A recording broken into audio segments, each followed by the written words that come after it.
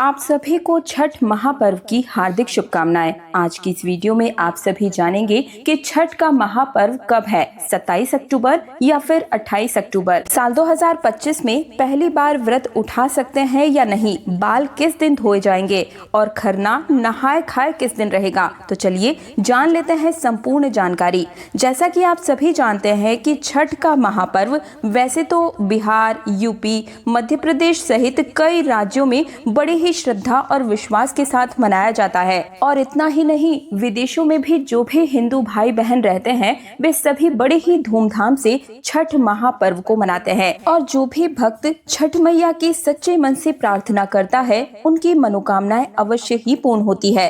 अब सबसे पहले जान लीजिए साल 2025 में छठ पूजा कब है। तो देखिए, इस साल छठ महापर्व 25 अक्टूबर शनिवार से शुरू होकर 28 अक्टूबर मंगलवार तक मनाया जाएगा। ये 4 दिन तक का व्रत होता है, जिसमें पहला दिन 25 अक्टूबर शनिवार नहाए खाए होगा। 26 अक्टूबर रविवार को खरना यानी कि छोटी छठ जिसे कहा जाता है वो मनाया जाएगा। 27 अक्टूबर सोमवार को संध्या अर्घ यानी कि डूबते सूरज को अर्घ दिया जाएगा। और वहीं 28 अक्टूबर मंगलवार को प्रातः काल अर्घ और पारण यानी कि उगते सूरज को अर्घ देकर व्रत का समापन होगा। ये व्रत बहुत ही कठिन और पवित्र माना जाता है। इसमें किसी भी प्रकार की लापरवाही या गलती की गुंजाइश नहीं होनी चाहिए। व्रती को हमेशा कोरा यानी कि नया वस्त्र ही पहनना चाहिए। महिलाओं के लिए साड़ी, पेटीकोट और ब्लाउज तथा पुरुषों के लिए धोती कुर्ता। व्रत के दौरान किसी भी प्रकार का नॉनवेज या भोजन जो होता है या उसी चूल्हे पर प्रसाद बनाना बिल्कुल ही वर्जित होता है। प्रसाद बनाने के लिए आप अलग से चूल्हा या फिर उसी चूल्हे को अच्छे तरीके से साफ सफाई और बहुत ही शुद्धि के साथ इस व्रत के प्रसाद को बनाया जाता है। लहसुन प्याज बिल्कुल ही वर्जित माना जाता है। पहला दिन नहाए खाए के दिन यानी कि 25 अक्टूबर शनिवार को इस दिन बाल धोकर शुद्ध होकर सात्विक भोजन करना जरूरी होता है। अरवा, चावल, चने की दाल और लौकी की सब्जी इस दिन खाई जाती है। और इस दिन प्याज, लहसुन का सेवन बिल्कुल ही वर्जित माना जाता है। इसके बाद आता है खरना, जो कि 26 अक्टूबर रविवार को पड़ेगा। इस दिन सुबह से लेकर शाम तक निर्जला और निराहार व्रत रखा जाता है। शाम को छठ मैया के लिए खीर और रोटी का प्रसाद बनाकर पूजा की जाती है। और कुछ लोग गुड़ की खीर इस दिन बनाते हैं और वहीं कुछ लोग दूध की खीर बनाते हैं। जैसा घर में संभव हो या जो आपके घर की परंपरा हो उस अनुसार आप इस खरना के पर्व को मनाइएगा। अगला दिन आता है संध्या अर्घ का, जो कि 27 अक्टूबर सोमवार के दिन होगा। इस दिन पूरे दिन व्रती कुछ भी नहीं खाते पीते हैं और शाम को डूबते सूरज को अर्घ देते हैं। फल, ठेकुआ और प्रसाद लेकर घाट पर जाया जाता है। जो लोग पहली बार व्रत उठा रहे हैं वे कोसी भरकर व्रत प्रारंभ करें। कोसी यानी कि 6 या 12 गन्नों के मंडप बनाकर उसमें दीपक, फल, फूल और ठेकुआ रखकर पूजा की जाती है। प्रातः अर्घ यानी कि अंतिम जो दिन होता है 28 अक्टूबर मंगलवार को होगा। और इस दिन सुबह के समय में उगते हुए सूर्य को अर्घ देने के बाद व्रत का पारण किया जाता है। पारण में लहसुन प्याज का बिल्कुल ही निषेध होता है। आप सामान्य भोजन कर सकते हैं। छठ व्रत की सबसे बड़ी विशेषता ये होती है कि इसमें शुद्धता, निष्ठा और संयम का बहुत महत्व होता है।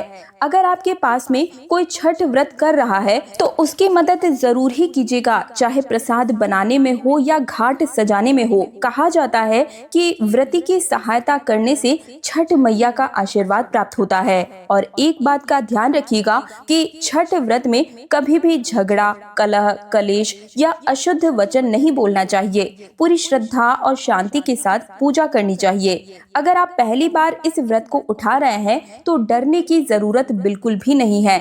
जितना आपसे संभव हो उतना ही कीजिएगा। वैसे तो ये व्रत बिल्कुल ही निर्जल रखा जाता है। 3 दिन तक चलने वाला ये महापर्व बिल्कुल ही निर्जल और निराहार रहा जाता है। लेकिन बदलते दौर के साथ आप इस व्रत को फल के साथ भी उठा सकते हैं। देखिए, इस पर्व में सबसे बड़ी मुख्य बात होती है भक्ति और सच्ची निष्ठा। इसके साथ आपसे जितना निभ सके, जितना आप रह पाए उतना ही व्रत में आप कीजिएगा। ज्यादा से ज्यादा अपने शरीर को कष्ट देने की जरूरत नहीं है, जितना आपसे सहन हो सके उतना कीजिए। बाकी आप फल के साथ भी इस व्रत को उठा सकते हैं। और हाँ, अगर किसी कारण से व्रत छोड़ना भी हो तो कोसी भरकर ही इस व्रत को छोड़ना चाहिए। अधिकतर सास अपनी बहू को ये व्रत सौंप देती है, बेटी को ये व्रत नहीं दिया जाता है। या आप चाहें तो इस व्रत को बैठा भी सकती हैं। जिस दिन बहू को उठाना होगा तो वो उठा लेगी। मान लीजिए किसी के छोटे बच्चे हैं और बहू इस समय व्रत उठाने में सक्षम नहीं है, तो बच्चे बड़े होने के बाद जैसा उसे ठीक लगेगा वो व्रत को उठा लेगी। लेकिन हाँ, अपने घर की परंपरा के अनुसार इस व्रत को जरूर ही उठाना चाहिए, अपने बच्चों की तरक्की, उनके भविष्य और दीर्घायु की कामना के लिए। अब बात कर लेते हैं कि पारण में हमें क्या खाना चाहिए और क्या नहीं खाना चाहिए। तो देखिए, लहसुन प्याज से बिल्कुल ही मनाही होती है।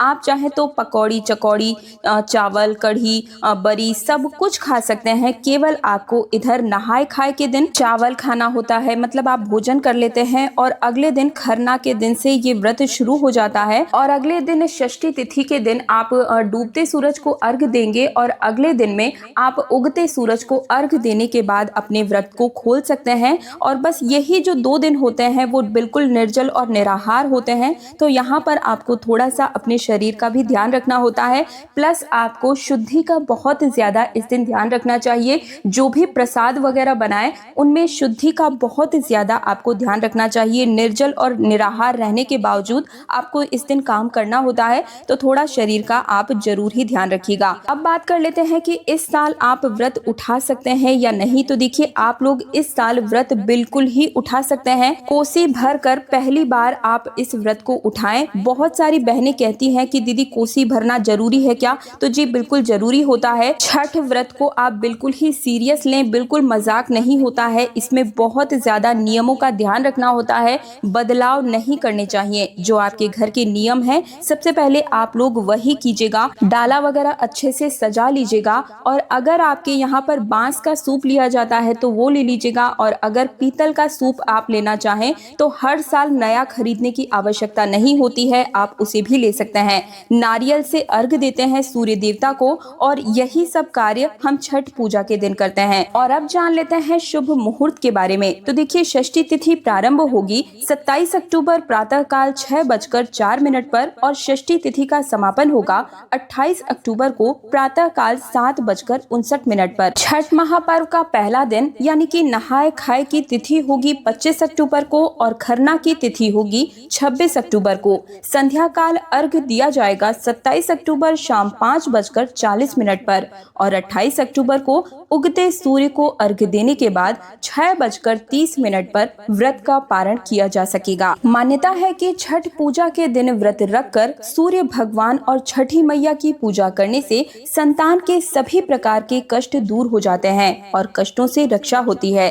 इसके अलावा संतान की खुशहाली, तरक्की के लिए भी ये महापर्व बहुत ही महत्वपूर्ण माना जाता है। तो ये थी छठ महापर्व से जुड़ी हुई संपूर्ण जानकारियाँ। आने वाले व्रत पर्वों से जुड़े रहने के लिए हमारे चैनल तीज त्योहार और धर्म को सब्सक्राइब करके पास वाले बेल आइकन को जरूर प्रेस कीजिएगा। साथ ही वीडियो को लाइक करके कमेंट सेक्शन में जय छठी मैया लिखने में कंजूसी बिल्कुल भी मत कीजिएगा। और एक जिम्मेदारी आपको देती हूँ, इस वीडियो को ज्यादा से ज्यादा हर हिंदू सनातनी भाई बहन, अड़ोसी पड़ोसी, रिश्तेदार के साथ शेयर करना बिल्कुल भी मत भूलिएगा।